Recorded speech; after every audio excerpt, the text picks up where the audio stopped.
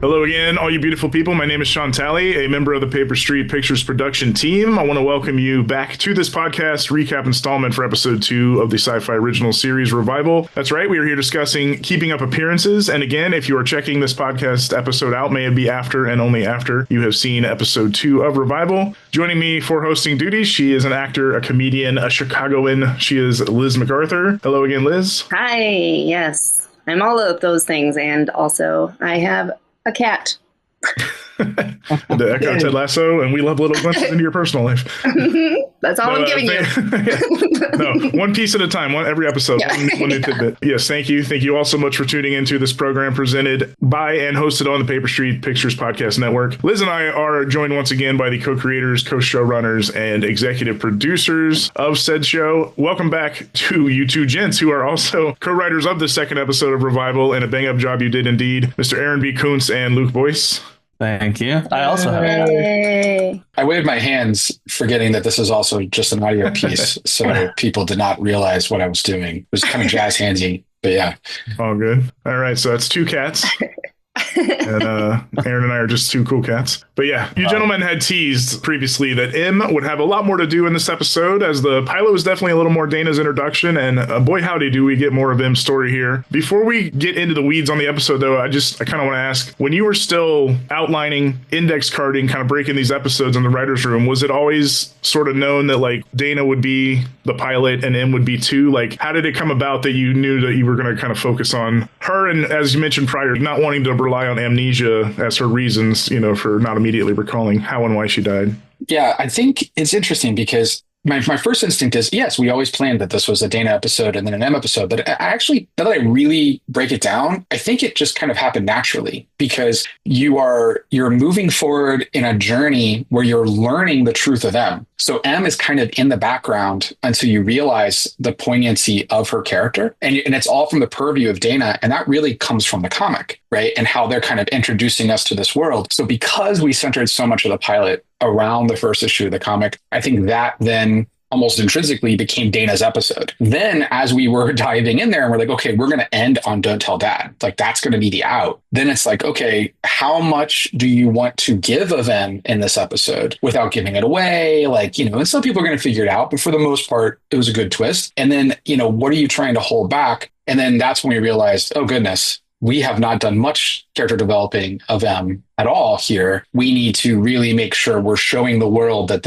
there are two leads. And that's where the heartbeat of it is. And then that very quickly pivoted to, okay, episode 2, the focus is mainly going to be on M. I think that it was a little more organic in how that worked. Yeah, because it's like when that first episode setup is so rich, it forces you to go, okay, what is the aftermath, right? This is a big thing. So it's also why I think 2, where 1 is this very faithful adaptation of the comic, 2 really isn't. I mean, there's stuff from the comic in it, but it sort of sets up more of what we kind of do in the season, which is take parts of the comic, but get there differently. And a lot of that just came in about how you set M up. That was a big thing. Just us talking about, okay, what is this character? Who is this character? And now that we've got this situation here, how do we deal with the aftermath? And we had many conversations. Okay, where do they go? What do they do? I mean, the comic kind of just does it right in the car, and we talked about that moment, but we're like, we can do more with this. This is bigger, that this setup is too good to just sort of follow this line linearly. Let's just sort of branch out. And so, yeah, I think it just became organically, this has to be about M, because now we've set up this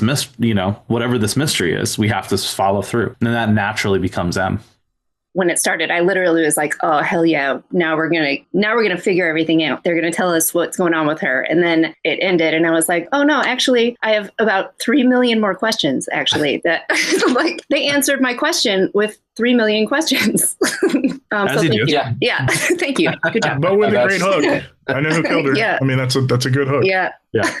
Yeah. Yeah. I mean, to end, that was an interesting thing too, just to get to that point. But I'll talk about that in a second. I think when it comes to the tease, so now once you know that you're going to center this episode around M, because it's like, okay, wait, M died. That's what you find out at the end of episode 1. Okay, what does that mean? How did she die? What does she know? What does she not know? Like, what are we going to find out? So there's all these questions that you're going in, and then to go back to Revival Day and just see this from her POV, it allows you to say, okay, we're grounding this episode in this character now too, right? So that was part of that device, which is once you realize it's an M episode, then you start with the POV of that, you come into her space. And then, for us, I think what was most appealing was like, sprinkle in some backstory. You want to know that M, who you think of this sheltered person and what's there, and she is a sheltered person, but also is struggling, with addiction and has maybe other issues, and there's things going on. And you're like, how does this happen? And how do we throw you into something that will, like you said, Liz, is only going to ask more questions? Because it's like, how do you end up like you're at a bridge and you're on a waterfall? Like, what the hell is going on? And how is that there?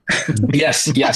Throwing up a ring, or did she not throw up a ring? What's there? She's finding a ring at minimum. And I think it's meant to be like, this is going to be, we're telling you that, especially as a tease in the second episode, these are things to look out for. These are things we want you to remember. It's a way of denoting to the audience the importance of that, of all these clues. And then this is going to be part of the journey of the show, is figuring out those answers. What do those mean? How did she get there? What happened to her? And then as we kind of, start to break that down from there, then it's like, okay, now where are we pushing you toward thinking this or thinking this? And then, coming to the conclusion of the last line of the episode, which we then, Luke and I randomly, we were just trying to come up with the end of this episode. We had a number of different ideas. And then it became, we wanted to shift the focus from the self-harm to murder.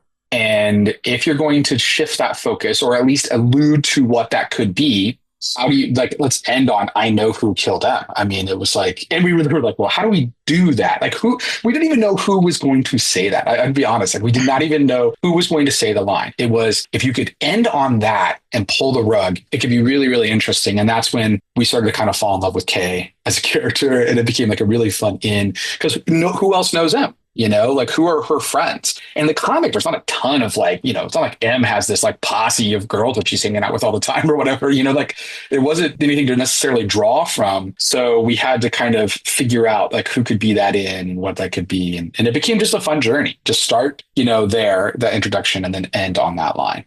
Yeah, I'll also say that episode 2 in that sense is kind of the litmus test for the show, because if the hook is the person that was murdered that we're solving is alive, it's fun to say, but in practice it's hard to do, right? Because theoretically you're like, well, that person's just going to be like him, he killed me, right? Like, that's the benefit of having the victim be alive, is that they can tell you everything. So you have to build in mystery. You have to make Em an unreliable narrator of her own story. And that was the key that we knew. We had to figure out how to give this character secrets. How do we make her story confusing? And, and a lot of that is like, okay, who are the suspects? Well, if she doesn't know anything, the first suspect is herself. And that was something that we really we had to map out. We had to map out who are the suspects in the story, who could be Em's murderer. And that led us down a path of what are Em's secrets. And so I think episode 2 is this. Episode 3 as a tease is a lot about this as well. It's about the secrets and just not knowing who this character is. And that was fun in the sense that it allowed us to really expand the character of Em, I think, more than it is in the comic, because we are so more hyper focused on that mystery. We're making a murder mystery show. So all that kind of came more organically out of that. And then, of course, the goal was to then end the episode finally saying, no, she was murdered. It wasn't herself. It wasn't an accident. Those are the two first obvious things that are going to happen.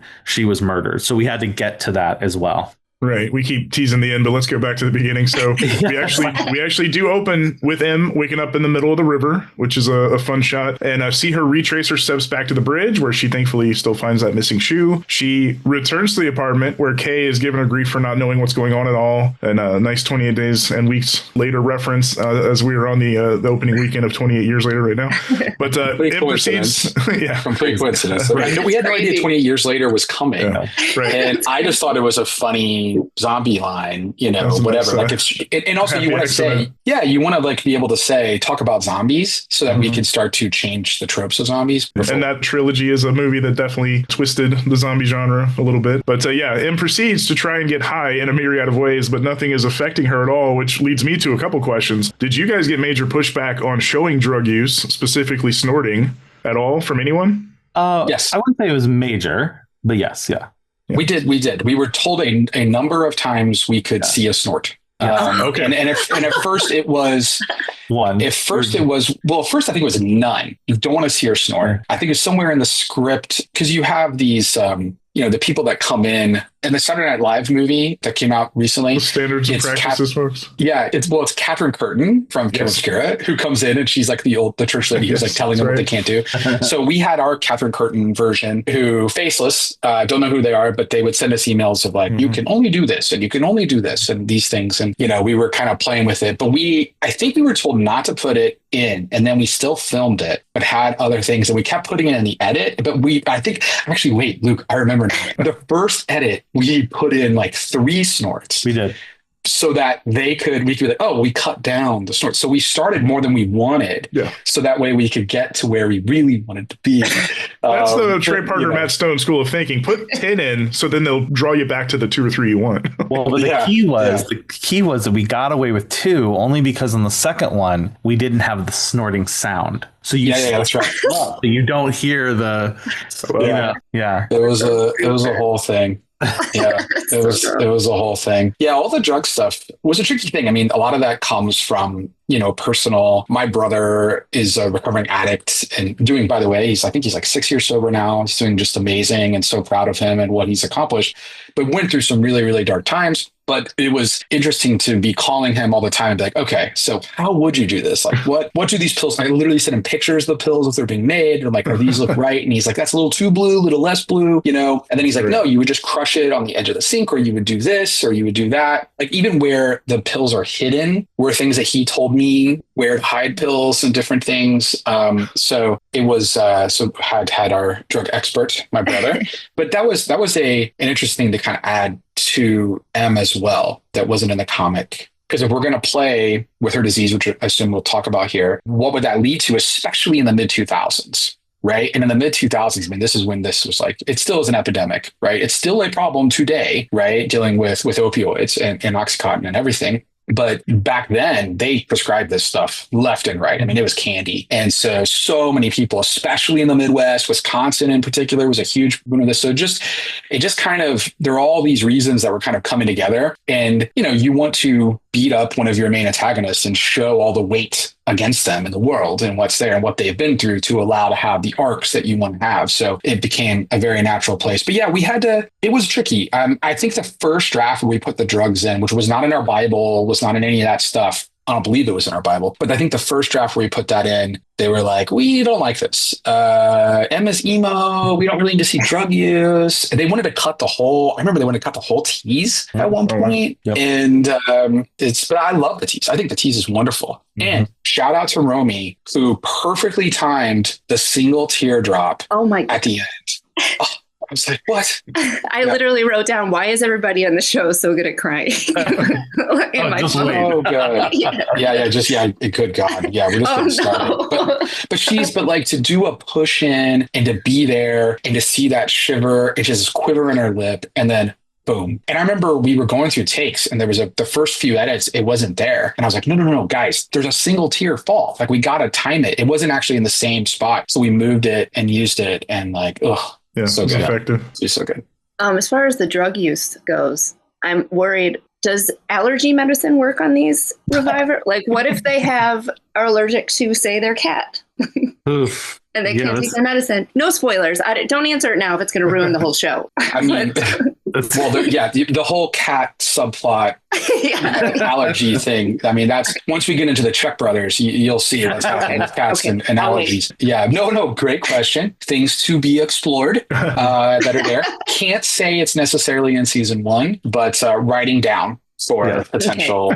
Big act outs on I'm still allergic to my cat, crying. Boom, single tear. Yeah. I will say if you were having a bad bout right before you died, you're probably screwed. It's not going to be good. You're not going to have a fun revival experience. Interesting. Yeah, just based on our general rules. So that was a big thing. Wasn't like come out and immediately say all the rules because it's 35 days. You don't know how this is all working. So we're just slowly figuring out, what was there and what happens. But no, to your point, we montage our way back to the current timeline, back to that month and change after Revival Day, and we're in the immediate aftermath of Em telling Dana, "Don't tell Dad," the moment that the pilot ended on. Dana now knows Em is a reviver, the first of many people to get the secret identity in this episode. She concocts a quick cover story to protect her, and we end up cutting to Cooper wandering in the woods when we get the intro, the long-awaited intro of Stephen Ogg as Blaine, who I think just makes the most of these two brief scenes he has in this episode, but just great intro, immediately menacing when we see him on camera.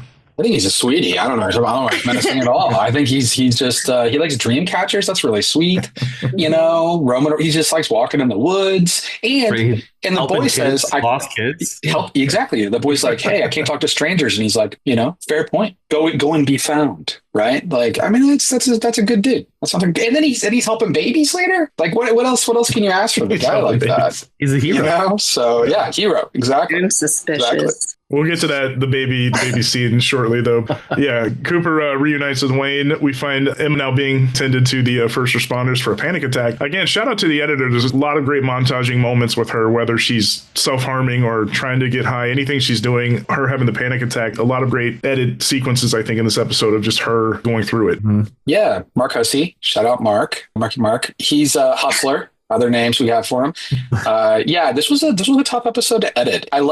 Amanda had a really cool shot where you're pushing into Em sitting there. That's in slow motion. And it was very dramatic and what's there. But then we wanted to intersperse her state of mind and then get the ambulance to leave. But it was so chaotic when we were shooting the barn stuff, because this is exterior of that same barn. Even though the barn that we're exterior, we're actually cheating. It's actually the barn behind that barn, but nobody would know that. But either way, we had to cram all this stuff in these days. So the amount of exterior time you had was very, very limited. So there's actually a cheat in there where she's there and then we take a cut of the plate and then stitch it. And then so that way we can see the ambulance leave earlier in the shot and then allow them to keep talking to make it work. Because at that point, Glenn Gould, who's amazing, who plays JP, he's like, "Isn't that Em?" And that's as the ambulance is leaving. And we're like, this feels weird, timing wise. And it was there, but it was cool the way Amanda shot it. It is what happens in post. You have to re-examine what the footage is and find a way to kind of make it work. But that was, Mark, who's like, "I can stitch this and give us more time to make that make sense for when she leaves." It's all these little things that you're always trying to do. But yeah, Mark did a good job. And yeah, both of those montages of just and the sound design too, I think is a huge part of that, and how our team there made that work is feeling this world of, again, you're feeling it from this internal view of Em, of Romy, and what she's going through, the passage of 3 days, feeling like she goes into that room, falls asleep, and then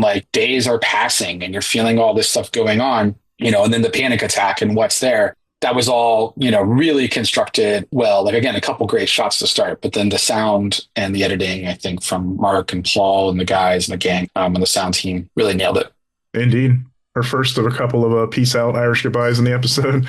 We then find Ibrahim beginning an autopsy on the scalpless old woman, also known as Arlene. And we learn that in the month plus of testing and verifying revivers, he says outright, aggressive tendencies or abnormalities have not been shown so far. And we leave on a close-up of old lady's exposed brain beginning to grow back. Bum, bum.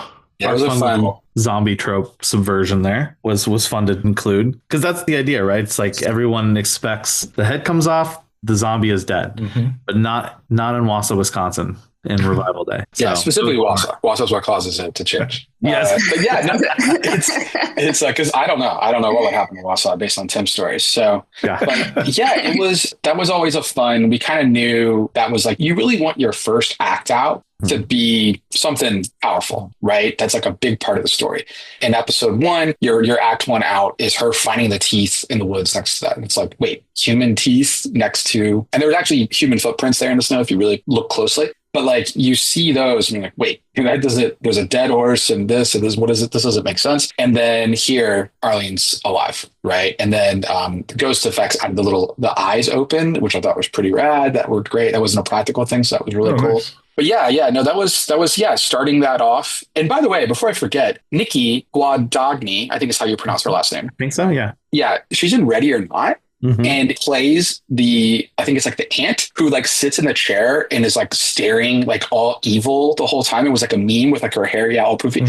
And I just always picture her as that, like with the evil stare. And I had her do it one time. I was like, yeah, you do the stare. And she like did it to me. I was like, whoa, it's such a thing. But yeah, shout out to her. She does a lot in these episodes. Like it's the physicality of someone to like go through all that age and like what you're doing and going through. Like she's such a trooper. Yeah, she would go. That day in the barn alone was rough. I mean, she was going in and out constantly. She's a dancer in incredible physical condition for her age. I mean, just absolutely amazing. And so for any age, to be clear. Yeah, to be fair, yeah, but at my age, it was amazing to watch her work. I mean, she is just, and you would say anything, she's like, yeah, let's go. I mean, incredible actor, but incredible physical actor as well. She's also in Cube, by the way, which is so unbelievably rad. Yeah. Oh my God. Yeah. The short hair one in Cube. Oh my God. So cool. Okay. Yeah. Okay. Nikki's such a badass. Yeah, I learned. All right. Well, we find Dana confronting him at the hospital. She's still reeling from not only watching her die, but learning that this wasn't the first time in recent weeks that her sister had died, quote unquote. Dad Wayne, of course, shows up to read Dana the riot act. I found this to be a lovely little moment. I love when Auntie Em pulls her nephew Cooper aside, just kind of a quick chat with him, which Cooper immediately rats on Grandpa, which is funny because she used that against him instantly. But yeah, I don't know where in the process you guys came up with that, but it gave such a little character moment to Em, of all things, just saying like she's just a fun auntie still, at the end of the day, whether dead or not.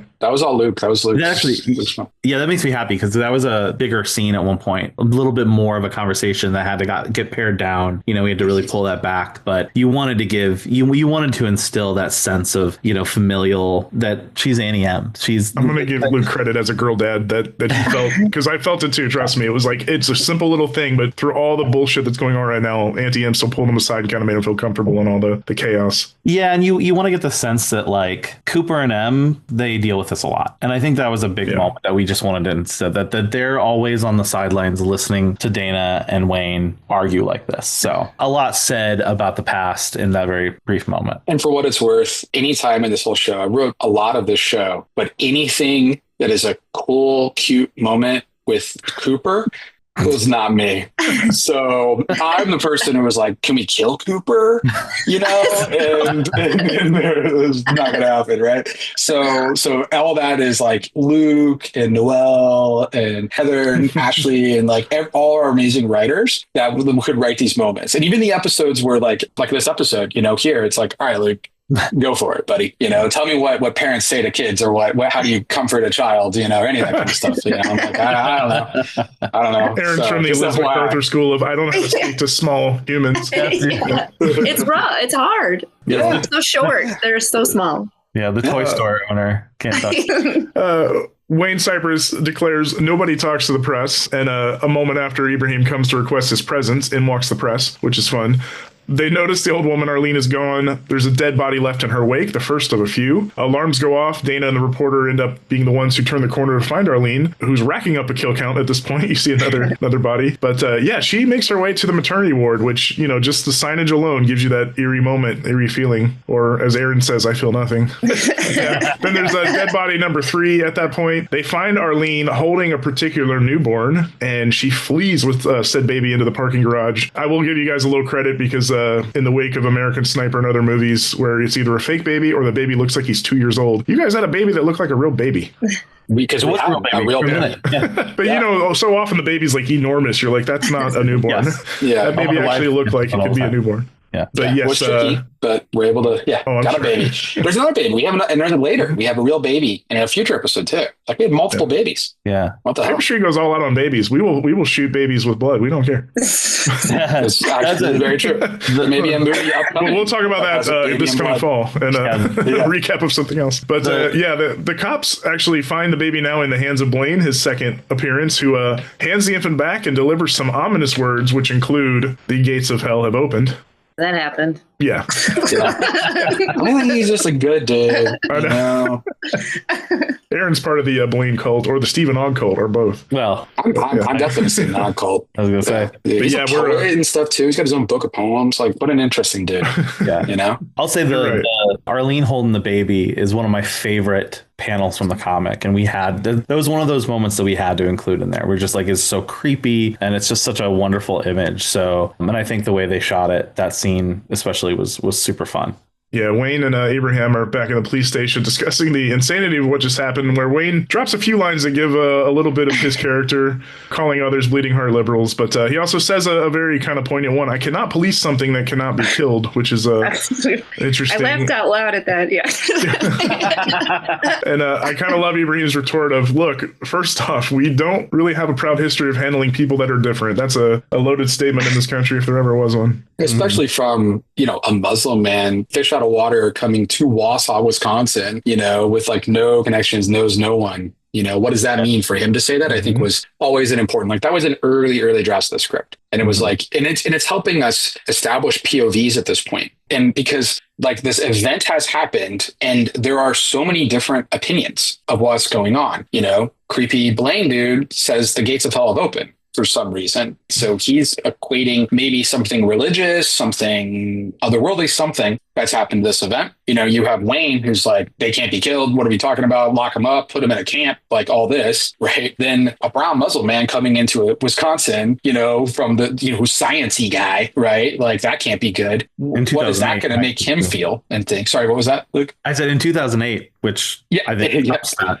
Yeah, that's true. Yes. And we were talking, that's a great point because just post 9/11 and especially what was still going on at that time. And it's still going on today, but very, very prevalent, there. And then you have Dillish, who as a black mayor, someone who also we changed very, very much from the comic, his POV, because in the comic, it's more like, and when we talked about this originally, it was kind of like the mayor from Jaws, was kind of like our point in. And there's some things that there's going to be similarities as far as like the beaches stay open, he keeps the place open. But I think what you're left to do with him saying, no, I won't lock him up. I mean, one of the first things you hear Dillish say in episode 1 is, I'm not locking him up. And so you're like, okay, why are these differing opinions? And I think what we can say is that as the season progresses, you will start to understand, I think, more directly why each of those POVs exists from each of these people and how they're coming together and what that means. Some can be immediately inferred, like I was saying with Ibrahim. I think that's pretty obvious right off the bat. But I think there's things with Wayne. I think there's things with Dillish. There's things with a number of folks, Blaine in particular, a lot that you're gonna start to figure out like why they view this point. And then that allows you to have that tearing apart of ideologies and theories and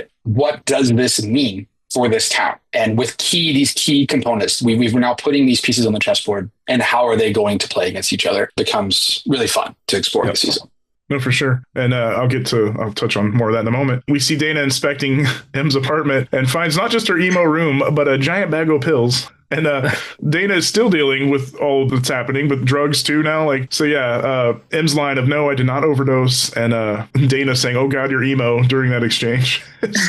Quite amusing. We learn the bridge itself had significance in the crash that killed her mom. And that the night she was there was because it was also Mama Cypress's birthday. Dana sits her down and tries to get info on the how and why she might have died. So really what she was doing was establishing what it wasn't, which was not an OD, not a suicide, not a slip and fall. And Dana has one more great line during that exchange where she accidentally says killed, and she goes, I'm sorry, can I say that? I think that's insensitive now. Kind of being overly cautious of the language, but M couldn't care less. I think she snaps back at her like, no, don't be ridiculous. Yeah, it was fun. This was a very difficult scene to write. It went through many, many iterations until we got there. I think my favorite line, honestly, it was one of the first drafts when we were turning in, and it was, at first we're talking which journey, what trip we're going to make. And then it's like, and then I see you die, but then you didn't die, but then you're dead. And then once dad finds out you're so dead or whatever it is, I can't even remember the whole thing, but it was just a fun, let's like summarize like what this actually is, but also in the like crass way that Dana would say it. And Mel just delivered that so perfectly. And so I'm always,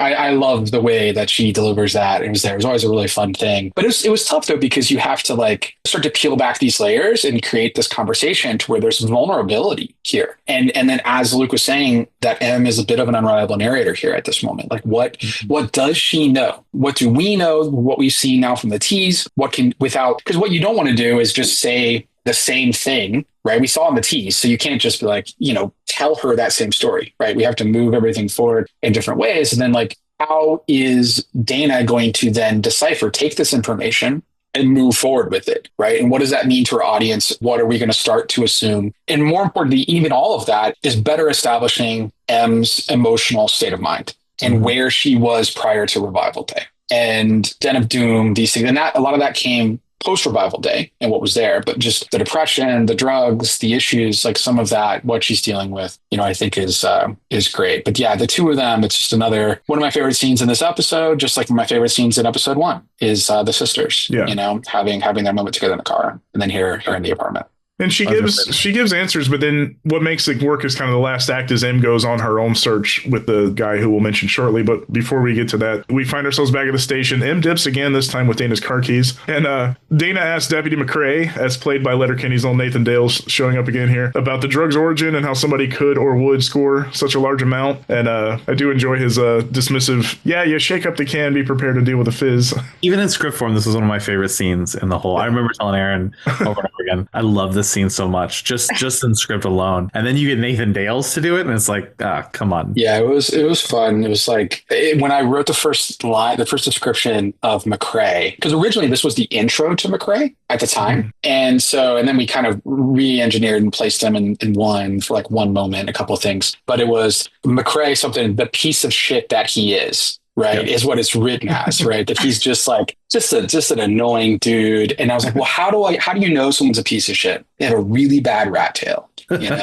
So, and I'm sorry to any listeners who do. I mean, look, you own it. Maybe you can make it new in 2025 and your own thing. But in 2008, like a cop with a big long rat tail who's just sitting there playing Diablo 2, and just talking shit and being so disinterested and gross was a lot of fun. Yeah, it was a great scene to write. It was I love it and really brought that to life. And we got the rights to put Diablo 2 in the game because I used to work in the game industry and I have friends who were at Blizzard. And I was able to email one of them who's like high up. And originally we tried to get WoW, World of Warcraft, but because we had more violence in our show, we had to get a more violent game. So we got Diablo 2, which was perfect and fun for him to, I remember they were made nameless, but we had a person who was giving us notes. And they were like looking at this and he says, now let me get back to finding the old lady. He goes back to playing the game. And they gave the note. They're like, he's not finding the old lady. What's going on? And I'm like, that's the joke, dude.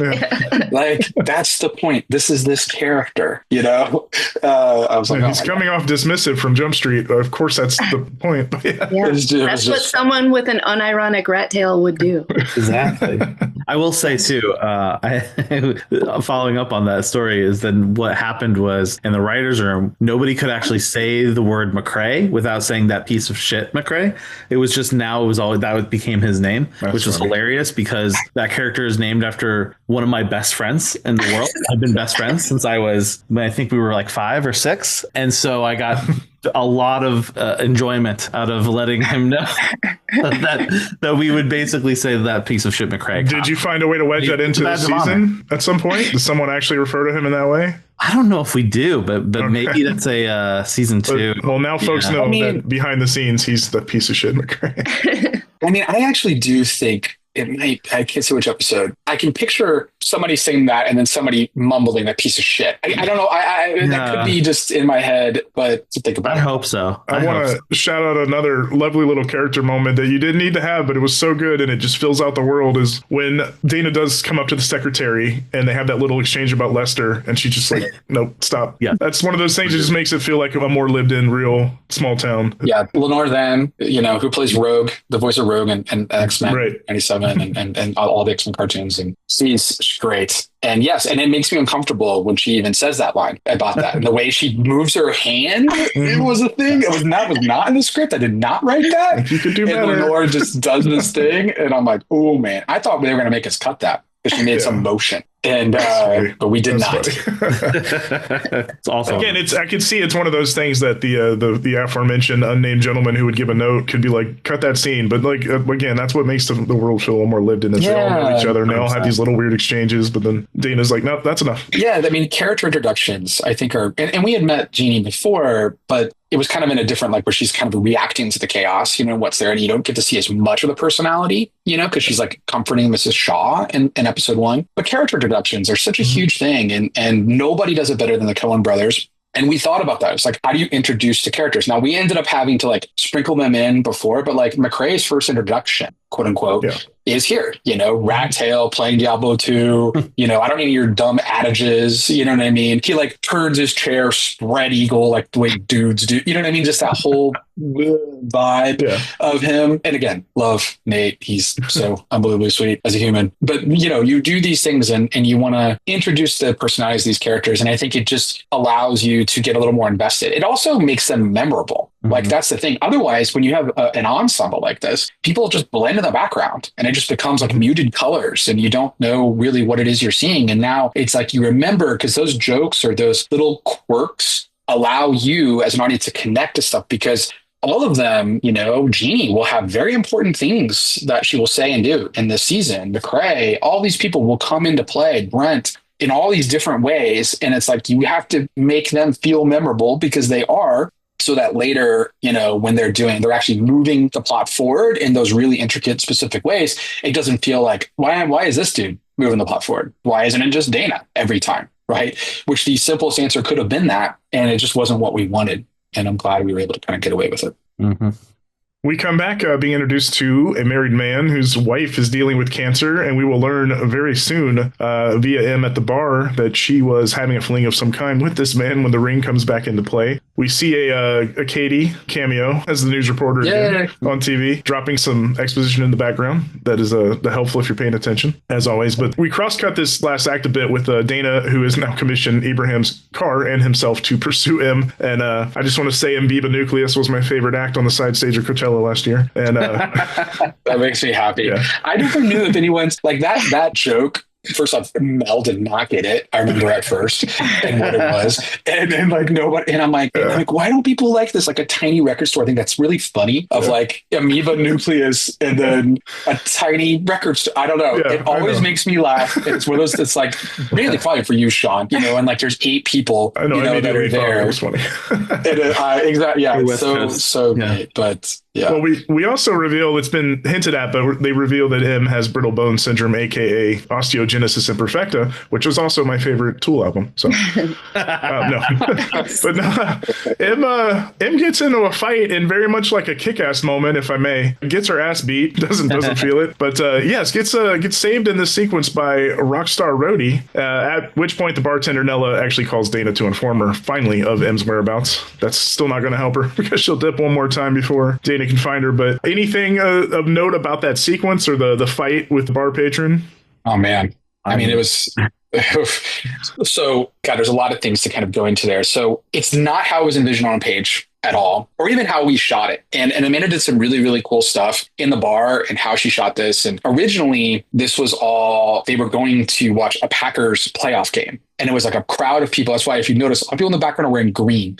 But we ended up, it just didn't quite work. We wanted to kind of go a different direction. And Amanda did some cool stuff. But we wanted to kind of reimagine the scene in a different way. And that credit goes to Luke, who had this idea to cross-cut. Thankfully, I had pushed from the get-go to save all of our driving scenes to do those at the end of the shoot. So one of the last things we ever shot were like Dana and them in the car in episode 1, Ibrahim and Dana in the car in episode 2, like after the entire season had basically been shot. So first off, you have camaraderie, you've got familiarity with character, and it allowed us to look at the edit and say, why don't we change what this conversation is about to be about Em and then juxtapose that via a crosscut with the fight. And that was Luke's idea in post, genius idea. He saved this scene by doing this. And again, we have great footage, don't get me wrong, but just the way that he came up with to construct that, I just think is so brilliant. And it took a scene that was like, man, this isn't working, to a scene that's working great. And that's what happens. I mean, they always say there's the quote unquote, the movie you write, the movie you shoot, and the movie you make. And that's what this is. This is a great example of that. And then we were able to take some beautiful cinematography and some things that were there and then mix that and then the score and kind of overlap and really,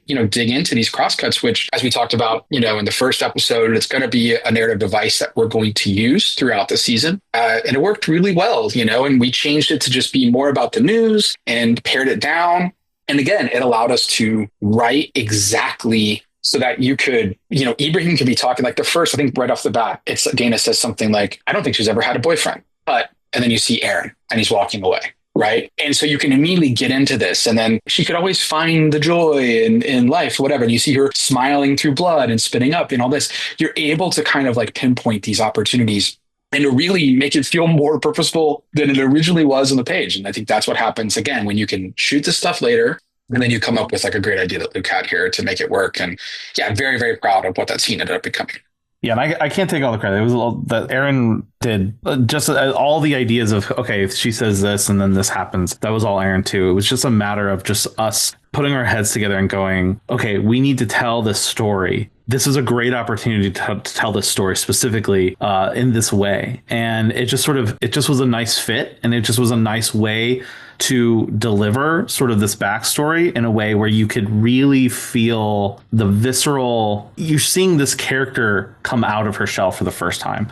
There's something powerful about that. And we always knew, like, it's a great scene in the comic. We knew we wanted that. That's another good one that we really wanted to pull. But I think just the way that everything sort of built to this moment allowed us to do more with it, allowed us to just really build the empathy for Em, because you're really seeing her get to actually move away from who she thinks she is or who other people think she is in this moment and just completely let loose. So yeah, I mean, it's one of the scenes I'm most proud of, definitely, in this whole show. It's beautiful, and the music I think is so wonderful in it, and just some of the shots, and then you get to introduce Rhodey, which I love Rhodey in this scene. Caleb Horn, shout out to Caleb Horn, who's amazing, and it leads us to a wonderful exchange between him and Em. So many things that I could go on about. And you're going to fall in love with Rhodey as we go along. He's very different than he is in the comic, I will say. Mm-hmm. I mean, it's a similar construct, but he's just a sweet dude.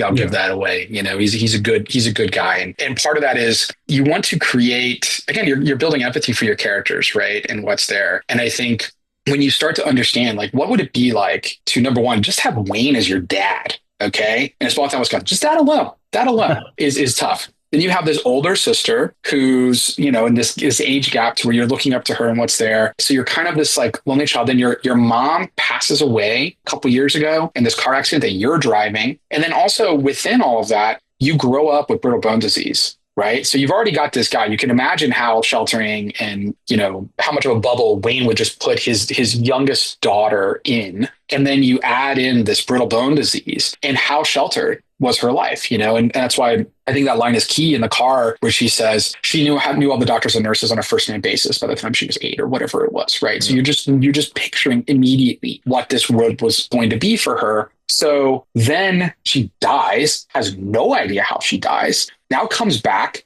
The first time she comes back, her dad is talking about what's wrong with these people to be scared of. Like, should I be scared of myself? Like, this is my father now on the news saying this, right? I don't know what to make of anything. I don't know who to trust. I had this affair with this dude who has a wife with cancer. Like, you just start to pile all this on. Then you come back and there's some bigoted person saying that I deserve to die. And it's like, I'm tired of this shit. You know what I mean? And so you pile all that on, which is great. It's Craig Mazin talks about this in his write a movie blog and things that he's done for script notes about how you pile on all these things so that they can what's overcome.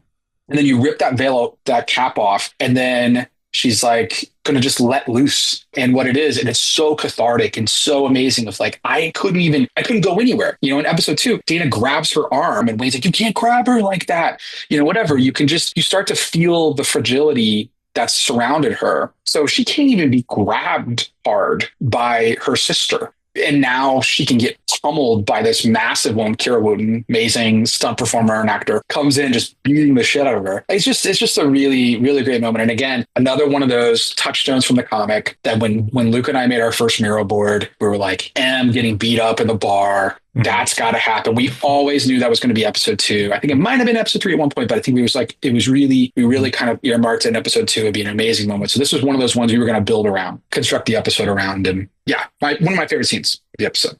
But yeah, to your point about meeting Rhodey and the immediate kind of empathy of characters, like she can immediately bond with somebody who also reveals himself to be a reviver. And eagle-eyed folks who watched the trailer that had come out for this show will know he teases that he does some crazy stuff in his stage show nowadays with the healing factor. So keep an eye out for that in a future episode. But Em ends up leaving a note for Dana in her police vehicle, actually on a flyer, I believe, for that band. You guys had a Census Fail needle drop. I don't want to tangent too much about that, but that and Amigo the Dead as well, or Amigo the Devil, excuse me. Were those difficult needle drops to find? Did you have them in mind, or were they suggested? Wait a second. So first off, this podcast must stop and talk about needle drop throughout the entire. This is like a requirement because we're so proud of the music that we got, and we fought so hard to get certain songs. I know. I forgot to mention the one that closed episode 1 too last week, but yes, in general, Cocktail Twins, which is in the car, right? I mean, there's just which is just an amazing song, and then The Moth and the Flame song that I've always loved, a great band out of San Francisco.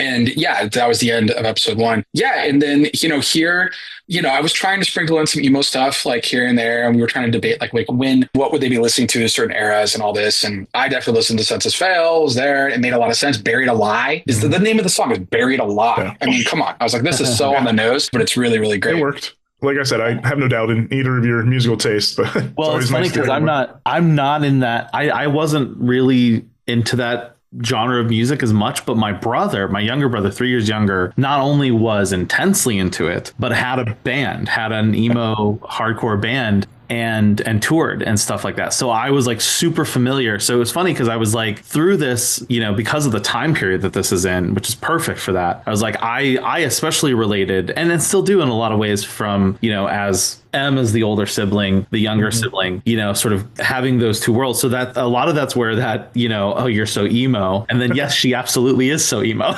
You know what I mean? Like we kind of just like put it out there. I love that dynamic between them there. I'll give a second shout out to Aaron's younger brother, also 3 years younger than him. He was as in tune to music as either of us. And we like to think we were very in tune to music, but David himself got us into certain bands in the early 2000s as well. So yeah, I mean, I texted Damon, there's a song that ends episode 3 that my brother had a tattoo of on his arm. And I was like, I got the song. So we'll talk about that next week. Yeah. And then Amigo the Devil, that came from Jody and Asha, our music supervisors. And they dropped that. And we fell in love with that song. It had the build up. And you'll notice I think 9 out of the 10 episodes, or I guess 8 out of the 10, because there's one long one at the end of 10, but all of them, they all start, we have a big needle drop to end every episode and what's there. So that was a big thing for us to play with. It's a device that I've seen and really was like the old HBO shows used to always like Californication. I remember every episode ended on a needle drop that was so badass and stuff like that. And I always remembered it. And I can't even remember what happened in some of those episodes, but the needle drop was so memorable. So this is where we put a lot of our money within our needle drop and our music budget. So very, very proud of those. And I mean, I made a playlist on Spotify that I'll wait to release once we've done all the episodes. We don't give anything away because there's some songs that'd be like, oh, that might mean something.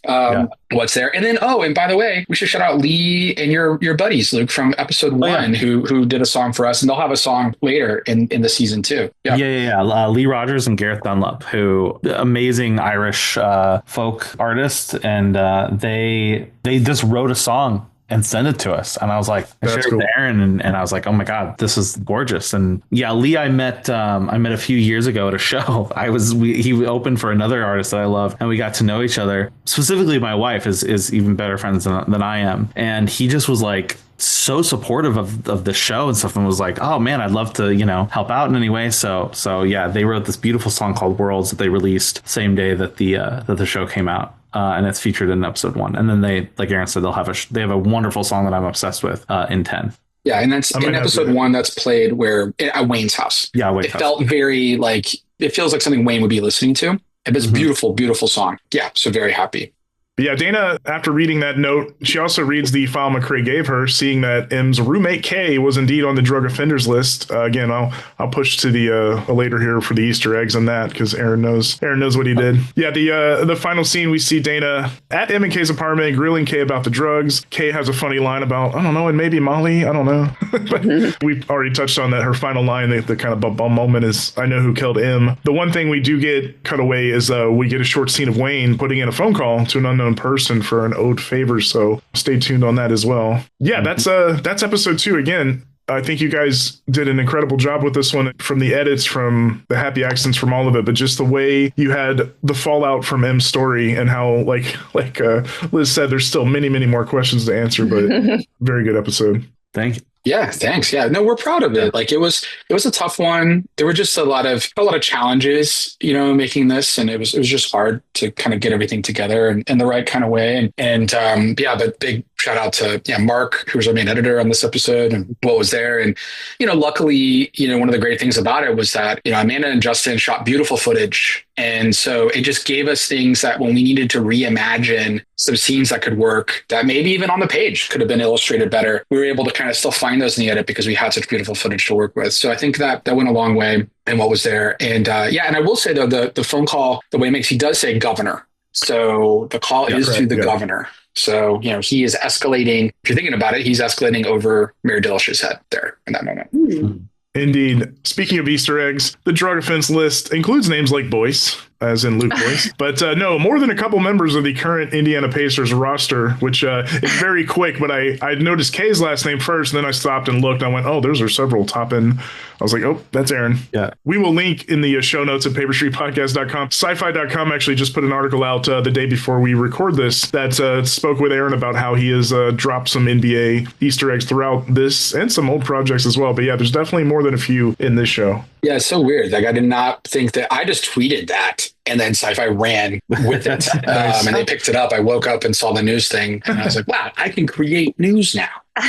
So that was a whole thing. But yeah, no, I mean, it was, thanks to Luke for indulging me, to find ways that, because one of the things that I think is important, and I really actually advise this for writers, is when Cameron Burns, who's part of Paper Street team and also my main writer that I write most things with, him and I learned early on that if we did not have names already put together or a naming convention, we would just waste so much goddamn time coming up with names. And then it allows you to get distracted and not focus on the writing. So instead, I tried not to sit and what are we going to name these people? And instead I just okay, name it people I know or things, and for me, it's something that I'm dealing with at the time.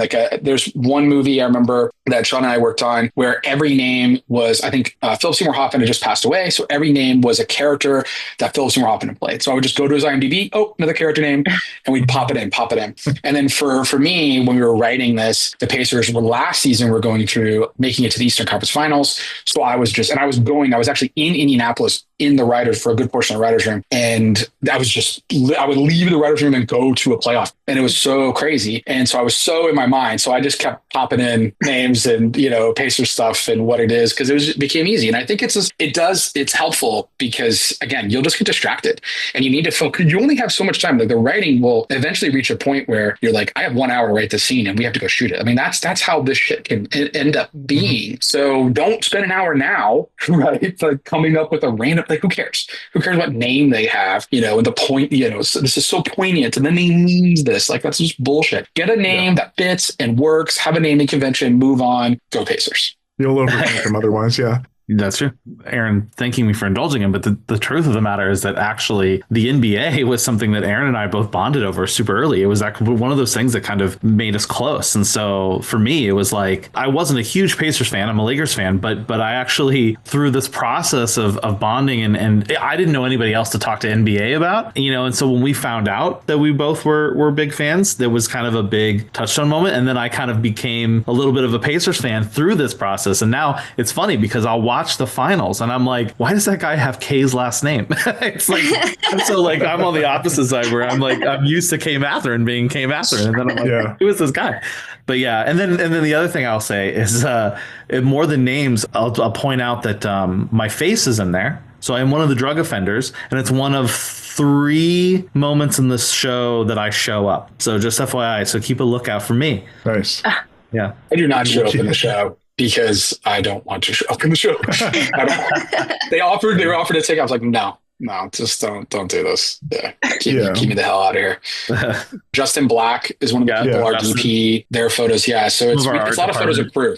Yeah. And this is the deepest of deep cuts. I even texted Aaron. He gives a shout out to our very first ever apartment when we went to college in Full Sail, Orlando, Florida. When she says Polo's East off campus, I was like, oh my god! I made a blurt laugh when I heard that. Yeah. Well, that's what I'm saying. It's something so deep that no one but like me and the 4 or 5 other roommates he cycled through that year might have a couple years. Well, but that also, it wasn't like I was like, oh, I need to shout out Polo's East. Like I don't give a shit about those shitty apartments. I think what it is that they're going campus. What are apartments on campus? That's what's in my brain. Yeah. Boom, write it down, and then you move on. So it's faster.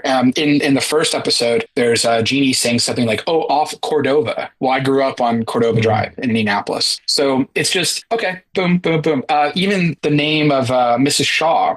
Mrs. Shaw that was my kindergarten teacher, was Mrs. Shaw, right? From the first episode. So it's just what pops into my mind quickest of those things, right? And all of us, like McCrae for Luke's friend. It's not like sitting here and come up with the stuff. It's what's there. And Polo's East was they're going to campus. I think campus, that's when Shawn and I were in film school. We said it wasn't near campus. It was actually near a different campus or a different school, but that doesn't matter. That's a deep cut within the deep cuts. It doesn't matter to anyone. But that was where Shawn and I went to film school together at Polo's East Apartments. It's like the most literal interpretation of write what you know. Completely. So I have one tiny little nitpick, and it's the nitpickiest nitpick of all time. Speaking of that drug offenders list, you guys have made it known out loud that you shot in Canada, which is subbing for Wisconsin. But the Canadian art department used the term offense with a C, which all other English-speaking countries do. But in America, the word offense or offense in football is spelled with an S. And your Canadian art department needs to be scolded for that. There's more. There's more. It was hard. It was. I mean, well, keep in mind, I think and we even had to reshoot that insert, I think. And it's so, but yeah, there was a number. There was we changed like fragile to fragile, like by 6 different people say fragile, there. And so we had to de-Canadian as much as we could. But and again, nothing but love with Canada. Love it. Obsessed with Canada. They're wonderful, wonderful people and everything. But there's these like very specific Canadian isms. Oh yeah. And Hollywood writers. There's a couple more that still slip it. Yeah. Hollywood writers will call East Coast freeways the something, and I'm like, that's not what they do over there. Everybody's guilty of it. We were wondering, at the end of the episode, was the suicide prevention info PSA thing, is that like mandated when you talk about suicide or self-harm, or is that a personal choice? It was a personal choice. Oh. Yeah, I pushed for it, and it was.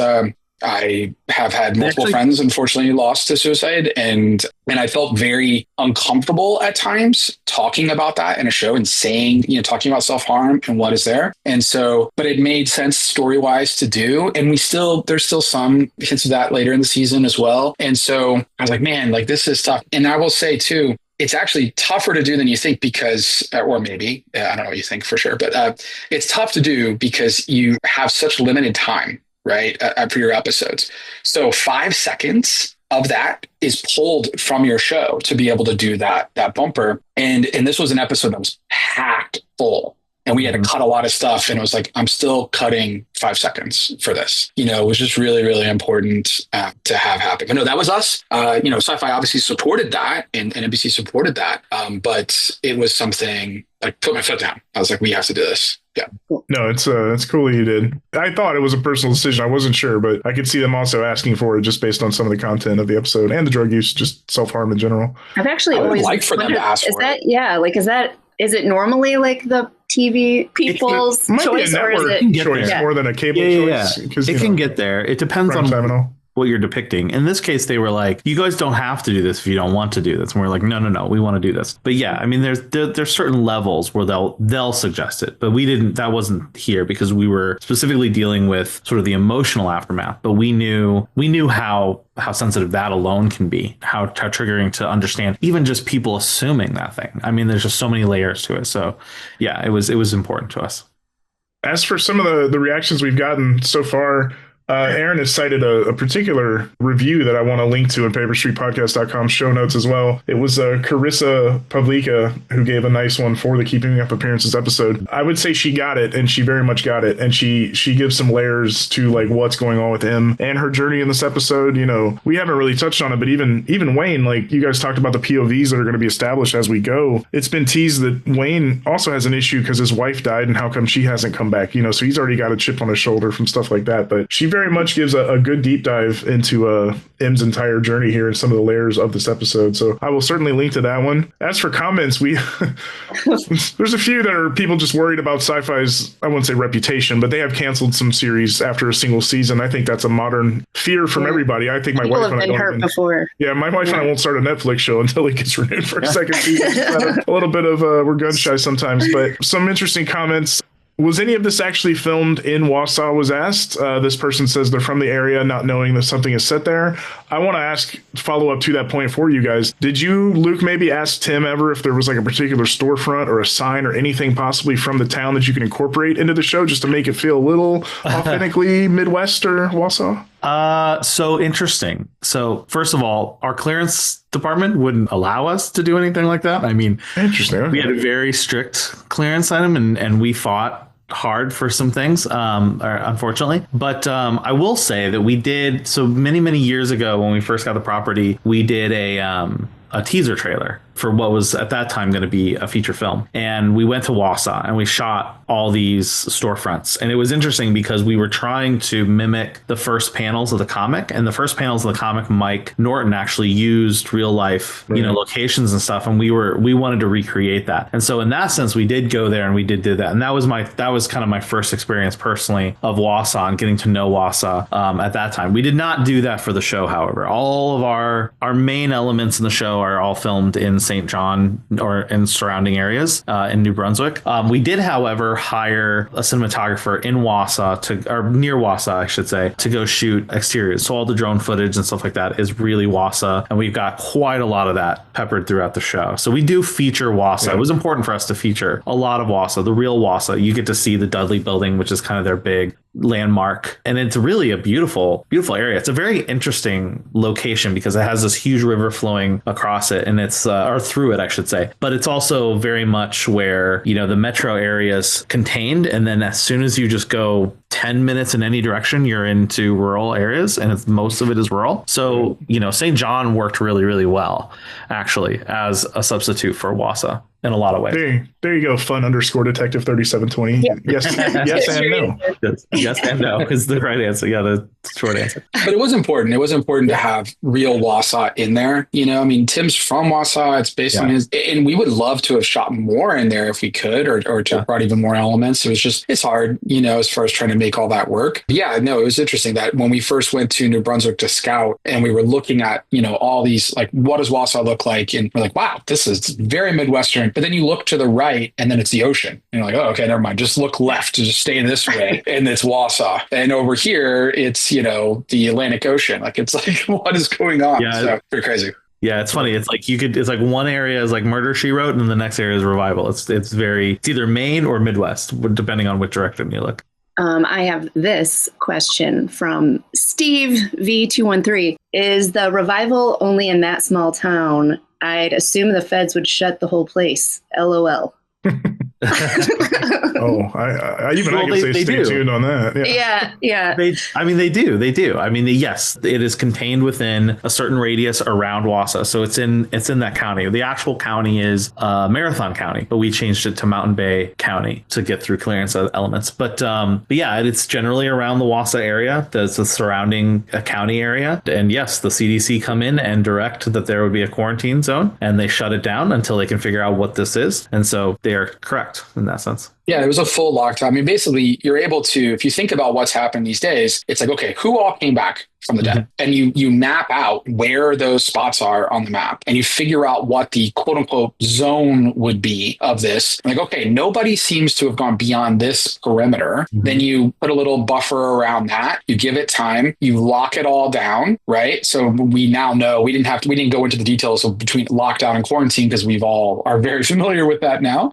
And so, but that's that's what was this. So it was a lockdown. They came in. They're like, we don't know. The CDC comes in. They're there. The CDC has a presence before Ibrahim comes in, right? He's just the kind of, head person that's coming in now that they've established some of these protocols and figured out that it's not a pathogen and some of that. And there's a lot of really important exposition delivered wonderfully from my partner, Katie Stolp, reporter, in episode 1. And, that's there, and that kind of goes in. And actually, you can see a map that Luke created, that's there. That's of Wausau, the Wausau area for where that is. But yeah, it was a full-on lockdown. They came in, and now it's still under quarantine. There's borders and barriers. They can't leave, but they can roam around.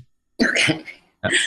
I have a pretty serious and deep theory from Toro Miboro on Reddit. He says, calling it now, CM Punk dies in the first 10 minutes. Yeah, I mean, we're 2 episodes in. Yep. So, yeah. Okay, so he's wrong. You are incorrect. Yeah. Incorrect. Toro makes burrow. Yeah, Toro, burrow your ideas here, probably, buddy. There's not, like, first off, if you watch the trailer, you can see him in different settings. That'd be a weird 10 minutes, right? Like, what are we going to do? Like, we're going to open the show and like montage like 5 different places, and then that's where CM Punk is the whole time. So no, I mean, look, I could say, I think what it is, they're worried that it's like some glorified cameo or something, and what it is, and that's not the case. I mean, he is a real character. He's in 3 episodes. And does start to come. He's in multiple episodes and does start to come in here very soon. Yeah. Yeah. Yeah, well, he's a young. We're gonna call Toro Miboro a Young Bucks fan and just leave it at that. But you guys, we appreciate the time once again. We are gonna wrap up with you two gents, and again, episode 2, keeping up appearances on Sci-Fi, on USA, on Peacock. As you're hearing this, I hope you have enjoyed that one. I hope you enjoyed this recap. Thank you. Woo. Yeah. Thank you. Thanks, Shawn. Thanks, Liz. Yeah, thank you.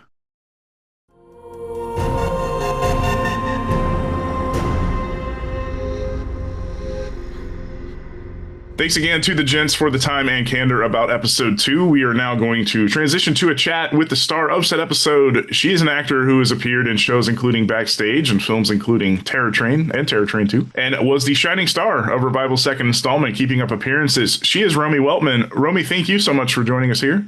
Oh, thank you guys for having me. No, we're very glad to have you a part of this as much as we've talked about you during this episode and this breakdown. This is certainly the Em Cypress episode, if there ever was one. We have been talking behind your back. Yes. Yes. Oh, now I won't be able to listen. No, all positive, of course. Again, discussing just kind of how it really focuses on Em's month and change since Revival Day. How did you, as an actor, kind of get into the mindset of Em for this kind of heavy episode, which is very much carried by you / the Em Cypress character? Yeah, well, thank you for saying that. I appreciate it. How I got into it was, well, one, the writing of the show. I say this a lot, but it is just so good. Like, I don't know, you can't really compete with this type of writing. And I feel like, especially when it comes to conversations about mental health and addiction and conditions, the writers room put a lot of care and love into that to make sure that everyone felt seen. Just as an actor, it's always important for me to do a bunch of research, I think. I want to make sure that I can confidently portray somebody else's experience well, and so that they feel like they can relate. So for me, for this episode specifically, I did just a lot of research on addiction and OI just to understand honestly how drug addiction also changes the chemicals in your brain over time, which explains a lot of Em's behavior throughout the season even. So just really understanding the depth of how she was really going through everything.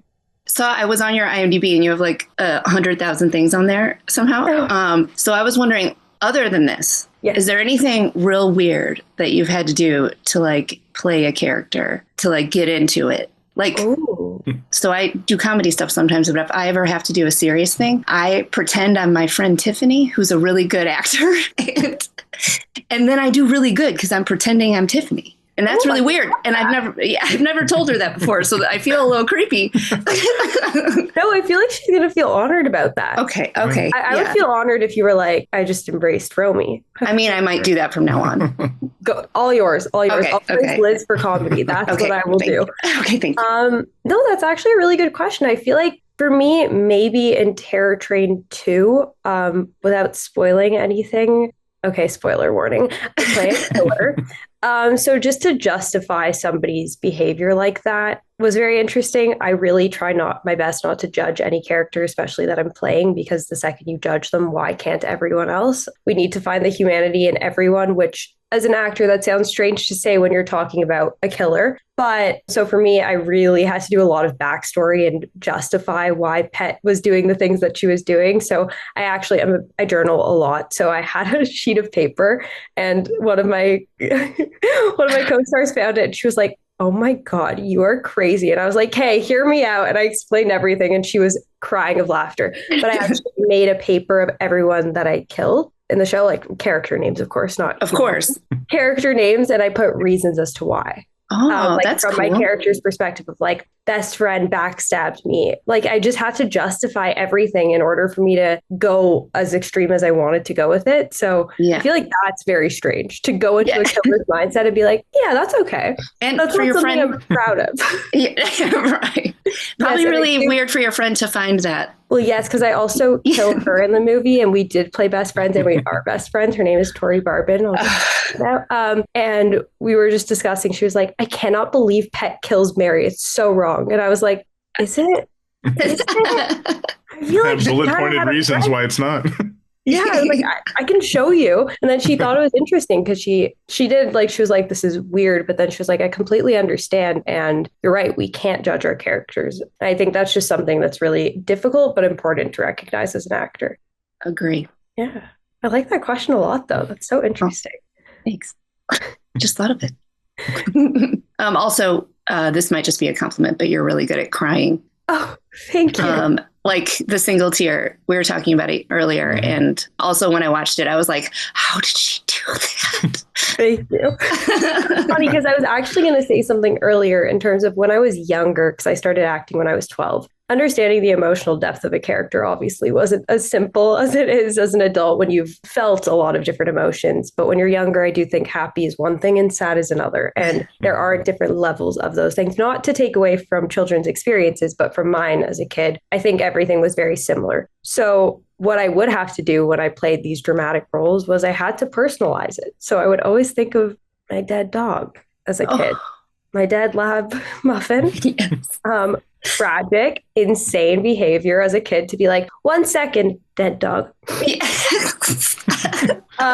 it was my party. Such as acting. Yes, exactly. Now as an adult, I always say when it comes to crying, I don't know, I think I don't cry a lot. People in my life might laugh at that comment, but I don't think I cry a lot as Romy in real life. And I think that I do feel a lot of emotions. I think I always say I'm kind of like Em is me behind closed doors, the version of me that not a lot of people see, the version of me that's listening to music in my headphones and journaling and kind of blocking out the entire world. There is that version of me that really does exist. I am a big introvert. So I think when the words just say everything and you kind of transform into a character's mindset, it was kind of interesting as Em. I didn't feel like I was going to cry as much as I did. And Amanda, who directed the first 5 episodes, and I spoke about it a lot in terms of, I don't think Em has ever had the opportunity to feel this emotion before because she's numbed herself so much that when she does, and I think that's why, for me at least, I hope that it comes across that a lot of times she is trying to hold it in. She doesn't want to let it out because she doesn't want to feel that type of pain that she's never felt before. And I think that's why the conversation in episode 2 with Dana on the couch is extremely important, because you could see like every time a tear comes, she wipes it away. She doesn't want Dana to see this weak version of herself, but she can't help but feel this overwhelming sense of emotion that she's never had the opportunity to feel. So as Em, I didn't anticipate feeling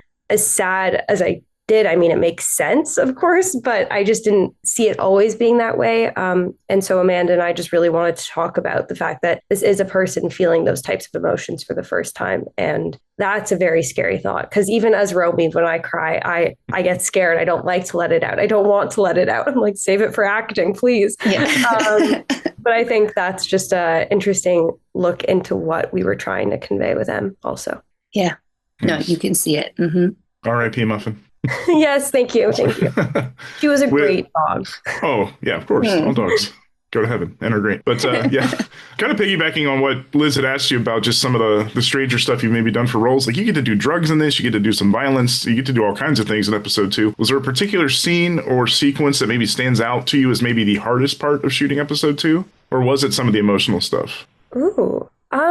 I think the conversation with Dana on the couch, not to keep going back to that one, I think that was probably a very difficult scene to film. One, because it was a very long scene on paper. So we just wanted to make sure that we didn't, once you get out of it, maybe on page 4 out of the 6-page scene, it does affect the rest of the scene. So for us, it was just really important to get through it and make sure that we gave it everything it needed, which Mel is just the best scene partner, obviously. I mean, it's Mel.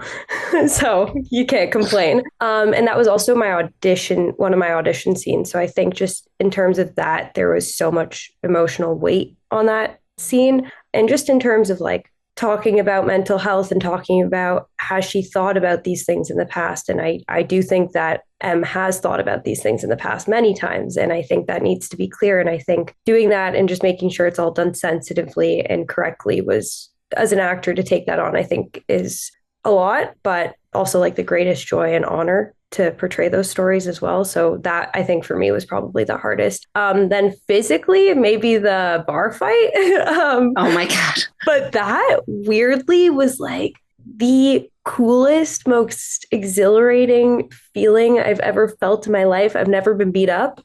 So I loved it. I've never been covered in blood like that other than on TV. And I don't like mouth blood. I'm sorry. I don't know any actor that's going to be like, give it to me.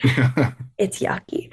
But something about like spitting it out and also just like feeling so powerful, getting to say, is that all you got? I just, as somebody who's 5 feet and small, I've never had the opportunity to be like that as well. So I think I got to learn a lot about myself physically through Em. And I think that was like the greatest gift of being with Em.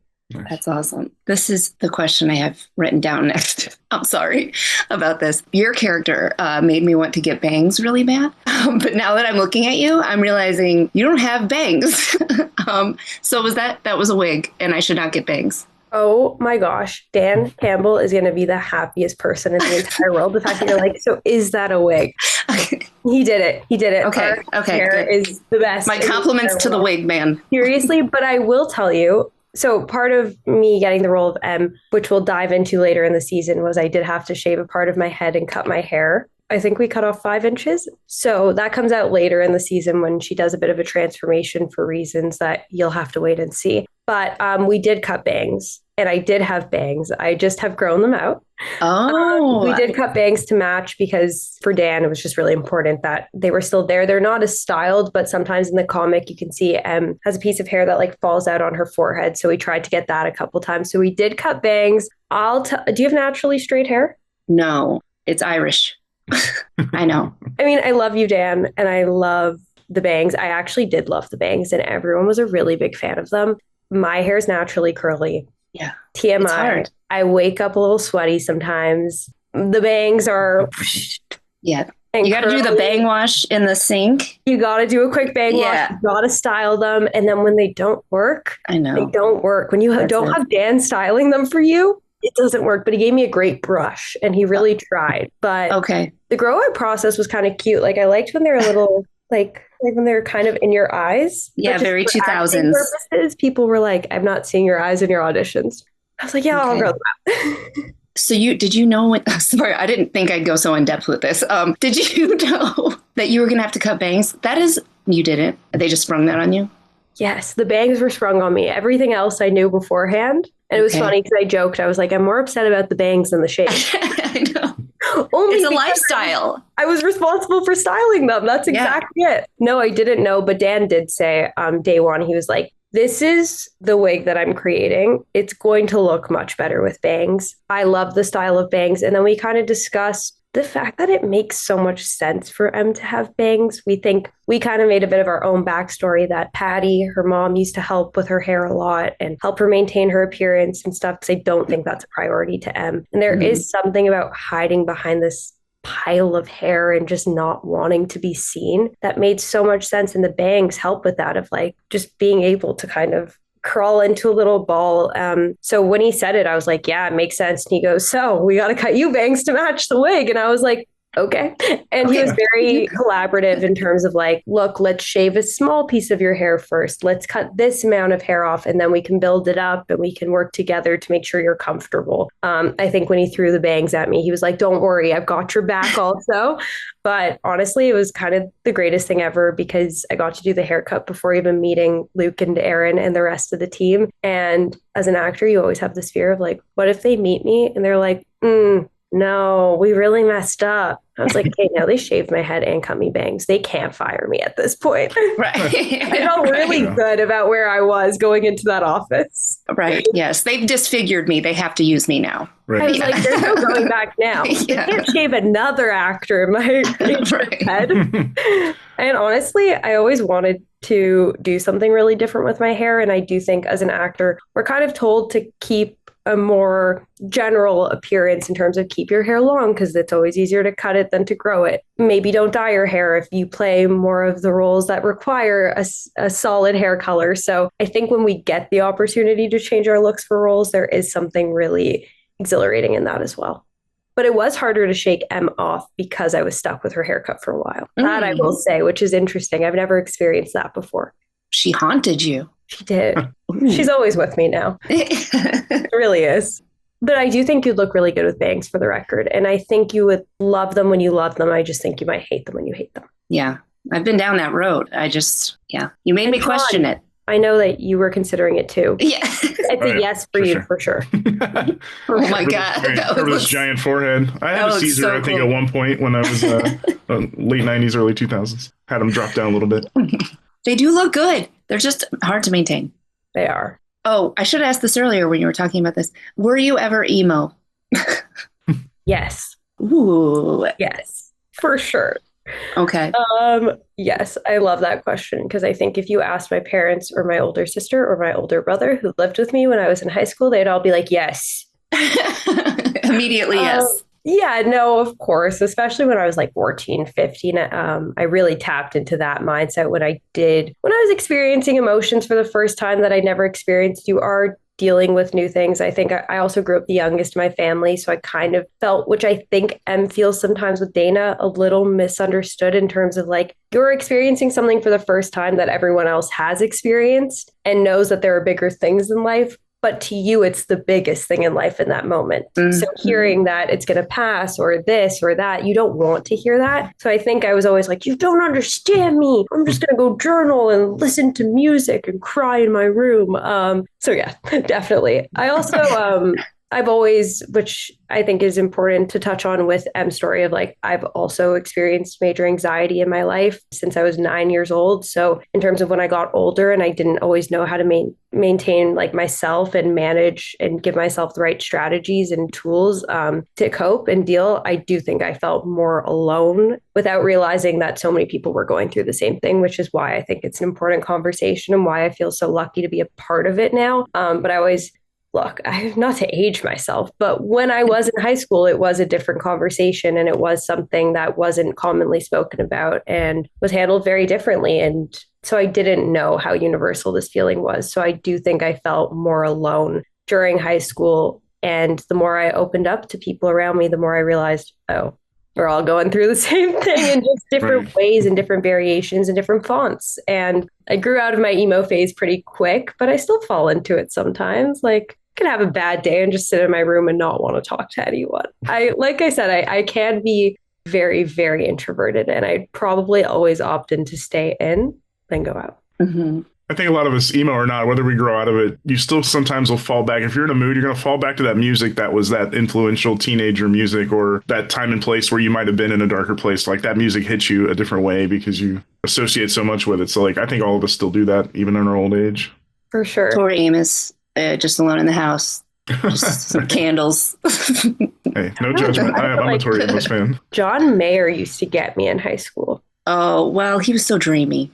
Yeah, and his lyrics are kind of really sad to a lot of his music. Yeah. So what I would do is I would like go, keep going. Emo me would like sit in my room and be like, this song just really gets me. And I would just read the lyrics while listening to it and be like, that line just really sums up. But you know what? It does. And all jokes aside, I have a playlist for Em. I am a very big music person. I always look to music to help me. And you're right, Shawn, that it really does kind of bring you back to that one feeling that you had when you heard that song for the first time. And I think that's really important too. But I do think we're all a little emo, and those that say they're not, they're lying to themselves.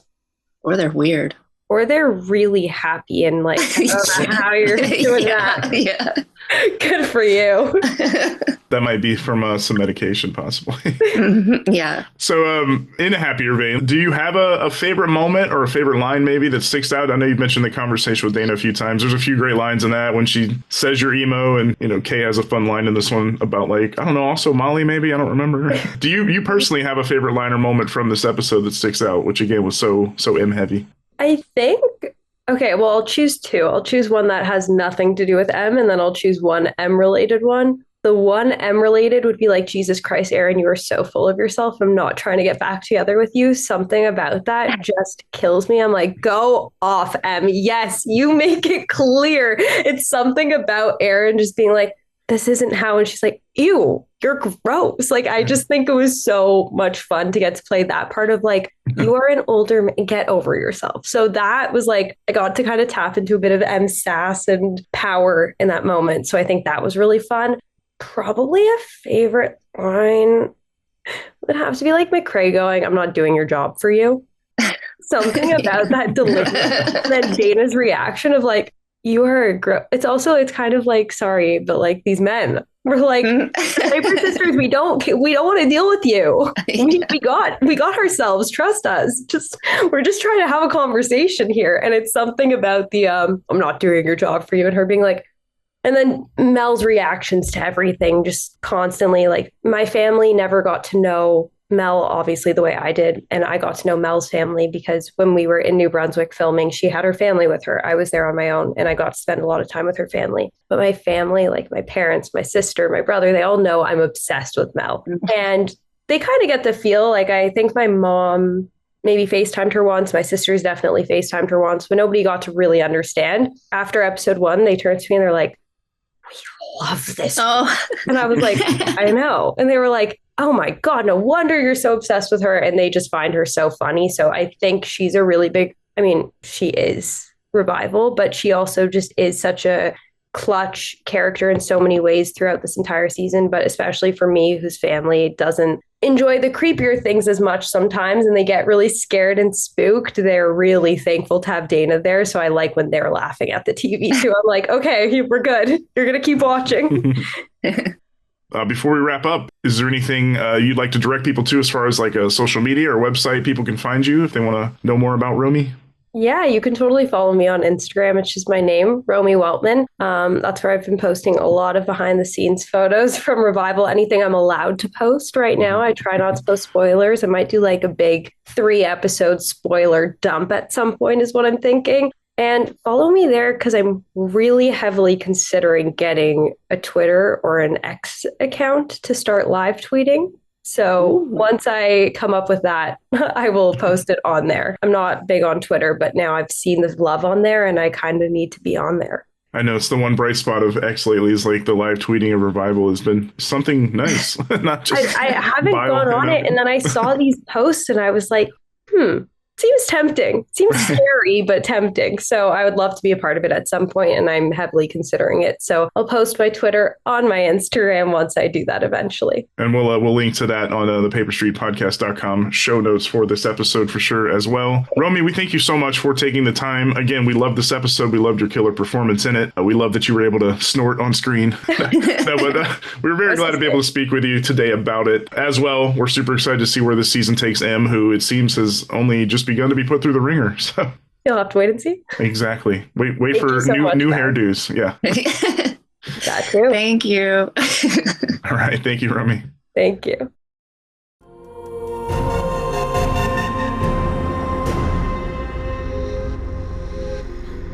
All All right. We appreciate Romy taking the time there. As you said earlier, Liz, many questions were answered about Em, but many more questions have been raised, like whose ring was that she may have or may not have vomited up? Who do we think killed her? And so on. Where did the drugs come from? Are they not from her roommate? Do we believe her roommate? Where the crap did the old lady go? Where would you look for that old lady? Who's Blaine? I literally thought he was a ghost until our sheriff dad, called him by his name. I was like, why does Wayne know Blaine? Yeah, that's interesting too. Like, you know that ghost. I know it's a small enough town that the tow truck driver is probably somewhat known around town, especially if he's a weirdo. So I can kind of like headcanon that easily. But you're right. I love the idea that you thought he might not have been. I know, you just... That's hilarious. Yeah. But yeah, I'm interested to see too, like, where would the old lady run to? Would she go back to that barn? Would she go back to the farm?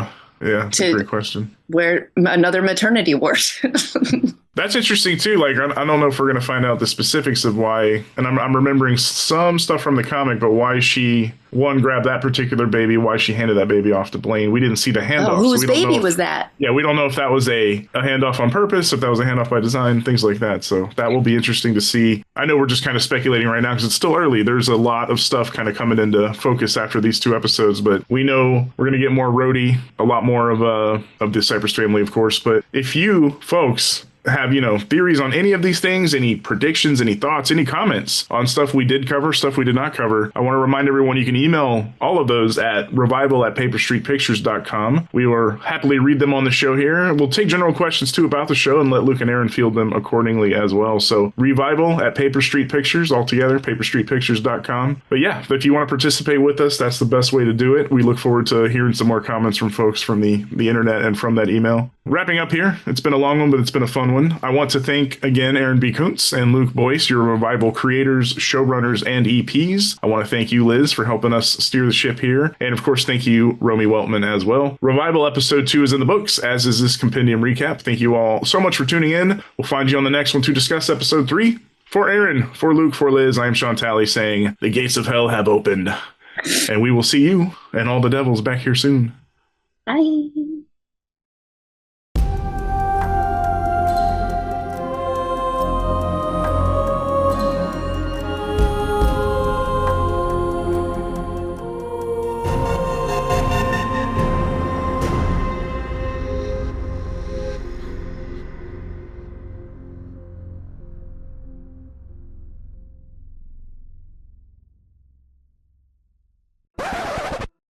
It's a cool moment. I'm excited for people. We'll have a hair talk segment. Yeah. Have a hair talk segment. Sounds good.